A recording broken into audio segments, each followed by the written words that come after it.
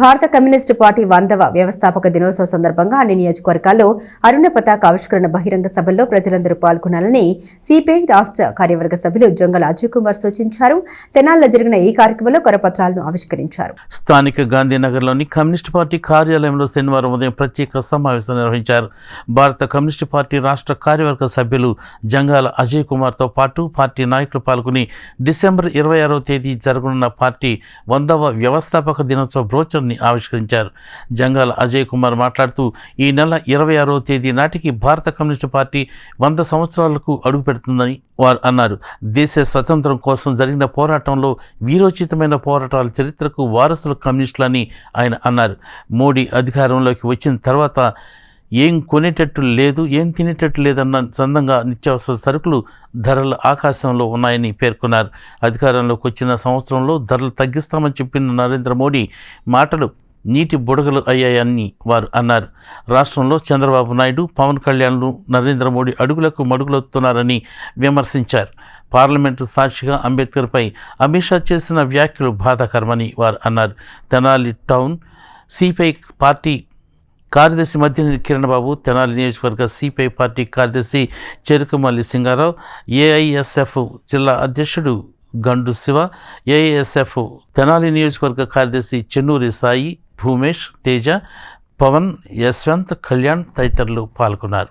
కేంద్ర హోంమంత్రి అమిత్ షా పార్లమెంటులో అంబేద్కర్ గారిని అవమానపరుస్తూ చేసినటువంటి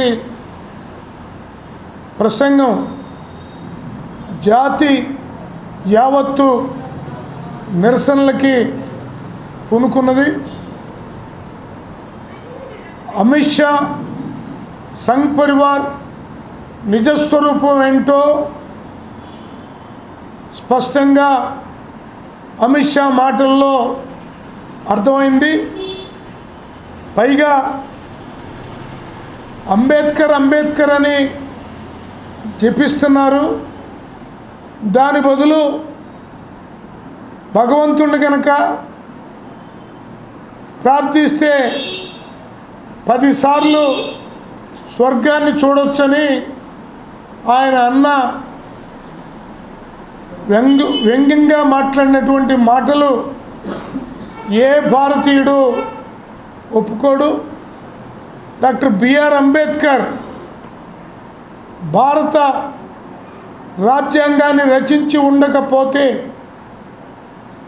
మనకి మహత్తరమైనటువంటి రాజ్యాంగాన్ని అందించకపోతే ఈ దేశంలో ఉన్నటువంటి అన్ని వర్గాల ప్రజలు తీవ్రమైనటువంటి ఇబ్బందులకి గురయ్యేటటువంటి పరిస్థితి ఏర్పడి ఉండేది.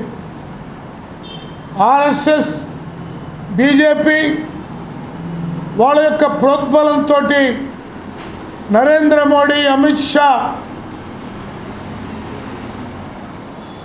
మనువాద సిద్ధాంతాన్ని భారతదేశంలో జొప్పించడానికి, అమలు చేయటానికి పన్నే కుట్రలో ఒక ట్రైలు వేయటం అనేది జరిగింది.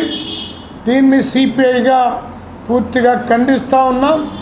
అమిత్ షాని తక్షణమే మంత్రివర్గం నుండి బర్తరఫ్ చేయాలి. ఎంపీ సభ్యత్వాన్ని కూడా, పార్లమెంటు సభ్యత్వాన్ని కూడా రద్దు చేయాలని సిపిఐగా డిమాండ్ చేస్తూ ఉన్నాం. భారత కమ్యూనిస్ట్ పార్టీ సిపిఐ ఈ నెల 26వ తారీఖున 100 సంవత్సరాల్లోకి అడుగు పెడతా ఉంది. దీంట్లో సందర్భంగా తెనాలి నియోజకవర్గంలో ప్రతి వార్డులో ప్రదర్శనలు, అదేవిధంగా గ్రామ సభలు కూడా ఏర్పాటు చేయడం జరిగింది.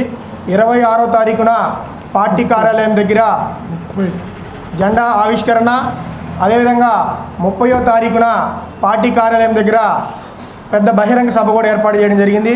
కావున కార్మికులు, కర్షకులు, అదేవిధంగా ప్రజలందరూ ఈ కార్యక్రమంలో పాల్గొని ఈ భారత కమ్యూనిస్ట్ పార్టీ 100 సంవత్సరాలు నిత్యం ప్రజల పక్షాన ఉండి పోరాడుతున్న పార్టీ. మీ అందరికీ కూడా తెలుసు, దేశ స్వతంత్ర ఉద్యమం నుంచి ఈనాటి వరకు ప్రజల కోసం పోరాడిన ఏకైక పార్టీ ఏదైనా ఉందంటే అది కమ్యూనిస్ట్ పార్టీ అని కూడా మీ అందరికీ తెలుసు. కాబట్టి ప్రతి ఒక్కరు ఈ కార్యక్రమంలో పాల్గొని ఈ 100 వసంతాల కార్యక్రమాన్ని జయప్రదం చేయవలసిందిగా తెనాలి సమితి పక్షాన ప్రత్యేకంగా కోరుకుంటా ఉన్నాం. అదేవిధంగా తెనాలి నియోజకవర్గంలో చూస్తూ ఉంటే ఈరోజు స్థలం లేని చాలామంది పేదవారు మనం చూస్తూనే ఉన్నాం. అది గవర్నమెంట్ ఆఫీసులకు పోయినా కానీ సచివాలయాలకి దగ్గరికి వెళ్ళినా కానీ ఎవరూ పట్టించుకోలేని పరిస్థితి ఉంది. భారత కమ్యూనిస్ట్ పార్టీ గాంధీనగర్లో పార్టీ కార్యాలయం ఉంది. మీకు ఎవరికైతే ఇళ్ల స్థలం లేదో పొద్దునే ఉదయం 10 గంటల నుంచి 11 గంటల వరకు పార్టీ కార్యాలయంలో మీ అర్జీని తీసుకొని వస్తే వచ్చే నెల 10వ తారీఖున మన ఎంఆర్ఓ కార్యాలయం దగ్గరికి ఆ అర్జీలన్నీ తీసుకొని వెళ్ళి ఒక పెద్ద ఎత్తున ఆందోళన కార్యక్రమం కూడా చేయబోతా ఉన్నాం. ప్రజలందరూ దీన్ని తెలుసుకొని ఈ అవకాశాన్ని వినియోగించవలసిందిగా తెనాలి ప్రజలందరూ దీన్ని వినియోగించవలసిందిగా కోరుకుంటా ఉన్నాం.